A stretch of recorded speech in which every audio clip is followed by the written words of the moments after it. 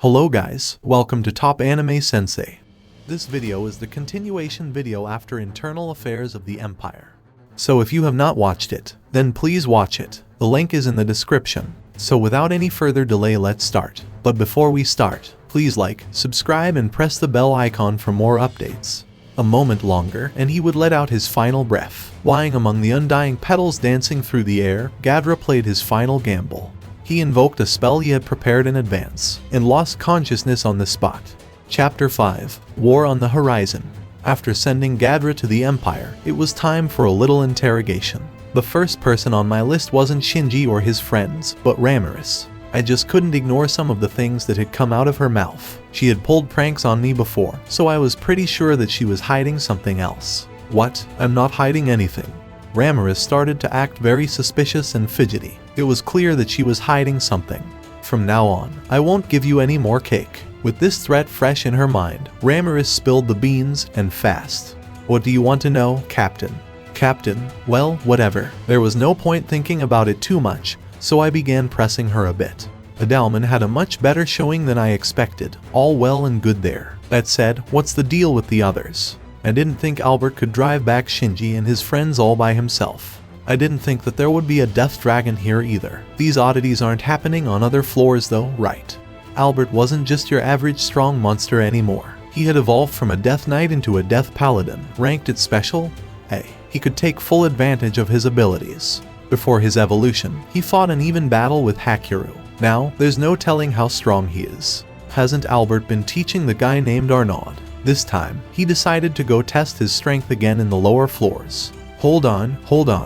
I hastily stopped Ramirez's explanation. I found it weird that Albert was the one teaching Arnaud. After all, Arnaud was a captain of the Holy Knight Order. He had to be pretty strong, maybe even more so than Albert. And yet, it was Albert who was teaching Arnaud. That's why I just couldn't get what Ramirez was saying. You see, after Arnaud and his men got scolded by Hinata last time, they went out and decided to try to challenge the dungeon again. This time, they managed to make it through the 70th floor because the Demon Colossus was still under development. And then, those kids got their asses beaten again, of course. Gahahaha, it was a sight to behold. Ramirez explained happily as Veldora nodded with a chuckle. That must have been very interesting, by the sound of it. Report. The battle log has been recorded. For real, you're awesome, Raphael-san. I'll watch the recording later, but for now, let's focus on Ramirez's explanation. So, how far did Arnaud and his men go? They might have gotten to the dragon chambers from floors 96 to 99. The terrain effects active in those rooms were bound to bring any flesh and blood humans to their knees. For sure. If I recall correctly, it was. They were crushed the moment they encountered the next boss. It was funny to watch them cry and flee with their tails between their legs. Hey now, that's quite the sadistic streak you've got going there. Hold on, the next boss. Was the boss on the 80th floor really that strong? Hey, what do you mean? I mean, isn't Arnaud one of the 10 great saints that could even stand against an ex-demon lord like Clayman? It suddenly clicked as the words were leaving my mouth. On second thought, Adalman or Albert probably could have beaten an unawakened Clayman. Moreover, with that weird death dragon thing, who's to say they couldn't have defeated even an awakened Clayman? Well, I was pretty sure we had Zijin as the 80th floor's guardian. Could this mean that he had metamorphosed inside his cocoon and emerged in his fully evolved, perfect form? I heard that Veldora had been training him, but that just didn't add up to me either. After all, Zijin was an insect-like monster. I had no idea how he put the super dubious Veldora-style killing arts to good use. I only allowed it because Veldora seemed to enjoy doing it, but I probably shouldn't have taken it so lightly. Way back, I had used my own cells to heal Zijin's wounds and repaired his exoskeleton with Magisteel. Maybe thanks to that, he could move at high speed and even summon his own subordinates. Since this was backed by Trainee-san, I wasn't going to complain. However, the idea of pitting you against a super fast insectoid, an insect-type monster right after a slow-moving colossus definitely rubbed me the wrong way. Hey, so how is Zijin nowadays? Just when I was about to further question the suspicious Ramirez, Veldora cut in. My disciple, Zijin, has undergone a complete metamorphosis. He's become an invincible warrior and inherited my techniques. Better yet, he continued, Arnaud and his friends weren't even worthy of facing my disciple. The boss of the 79th floor already took care of them all. It was starting to make sense. Arnaud and his friends were beaten by the 79th floor's boss, Apito the Queen Wasp. She was able to travel at ultra-high speeds and spew deadly poison. Despite the many years Arnaud and his fellow knights had honed their swordsmanship, they couldn't even touch her. Alas, all of them got stung by her insects and fled in tears. That's incredible. I felt like laughing. You should have told me. You knew that I was busy working. Hey, hear me out, Ramirez squealed. It wasn't just me. It was Mentor who started talking about training or something, then went on to teach an insect. You idiot, Veldora wailed. Is this a betrayal? Because it's not fair that you're acting like it was none of your business, Mentor. Grr, I suppose Veldora was in on it as well. I guess that people all wanted a part in something as fun as this. That said, I still felt like I'd been played. I couldn't believe that they were doing all of this behind my back. Actually, it was a mistake to have left things up to them. I'd have to think about that later, but for now, there was something else bugging me. Hey, I've been wondering just now, what did you mean by training Zijin? He is an insect, right? Could it be that Zijin's final evolution had granted him a humanoid form? I guessed correctly. Hyukuku, so you have finally realized. I have known from the start that you didn't realize this, so I kept my mouth shut until now to keep things interesting. Veldora was being cheeky again. Though, this time, he bamboozled me hard. I began to look through the dungeon's recordings and asked Raphael-san to show me an image of him. In the image, I could confirm Zijin's slender human form. That's it. It was just like that insectoid Xion beat in Lubelius, Razul. Zijin looked just like that absurdly strong Razul. He emanated the aura of a powerful individual. It was all thanks to the mutation in his evolution that he could attain that form.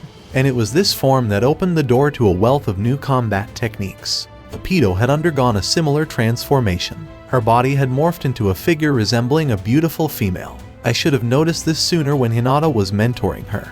I thought that they were just doing some mock battles, but it turns out that she was actually learning things from Hinata. Apito picked up some great techniques and became very nimble in action. It appeared that she had also been sparring with Zijin to learn even more advanced moves. Arnaud and his men's bitter defeat was testament to this. So, Arnaud and his friends reevaluated their skills, but they resigned themselves to beginner status and began to conquer the dungeon from floor 1.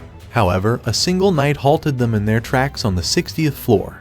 The Death Paladin Albert, the trusted confidant of the immortal King Adalman, who was the strongest of all the paladins hundreds of years ago, defeated them. And since then, Albert has been beating them to a pulp every time. After defeating Arnaud's team by himself, Albert had asked, I heard they'd rebranded themselves as Holy Knights, but I didn't know their quality also changed, diminished. Even that infuriated Arnaud, making him go all out. But even his strongest art, Ether Break, was useless against Albert. Albert wielded his sword with the same skill he had back when he was alive, and with his monster evolution added on top, Arnaud never stood a chance. His immortal body never tired and could even recover broken limbs. It really was borderline cheating. So unless you could leverage his weaknesses against him, he was unbeatable. On top of all that, Adalman had a wholly demonic reversal skill that made him way stronger than he already was. Of course Arnaud's team lost, I thought. Adalman's team absorbed the magicules in the labyrinth and evolved into high-class monsters. Arnaud's timing couldn't have been worse to challenge the dungeon. However, you could also look at it another way. He was lucky to have the opportunity to be taught by the strongest knight from hundreds of years ago. And now, Arnaud and everyone in the Holy Knight Order were training, under the guidance of Albert on a rotating schedule. As it stood, the 60th floor became a dangerous area. But, so then, what about the other floors? At this point, I could tell the general situation. Adalman and Zijin weren't the only ones who underwent a crazy abnormal evolution. I was spot on. In the dungeon, there was a group of strong monsters called the Dungeon's Elite 10. If I were to assume, it was possible that they possessed combat skills on par with my executives. Needless to say, Adalman was one of them, as was his subordinate, Albert. Apito managed to get into the Dungeon's Elite 10 because of her abnormal evolution, under the alias Insect Queen. As for Zijin, it seemed like he had become the reigning figure of the Elite 10. Next up was Kumara. If she absorbed the power from her tail beasts, she could turn into her true form, which was her adult form. Listen up, I'll fill you in, Ramirez announced and gave me an update on the current forces inside the dungeon. Starting from the bottom, the 4 elemental dragons that Ramirez had carefully raised under Milam's instruction had successfully evolved into dragon lords. It was the result of their exposure to Veldora's eminence of massive amounts of magicules. And that's it. Thank you so much for watching. And if you guys have not watched my other videos, then please watch them. The links are in the description. And don't forget to like, subscribe and press the bell icon so you don't miss the updates.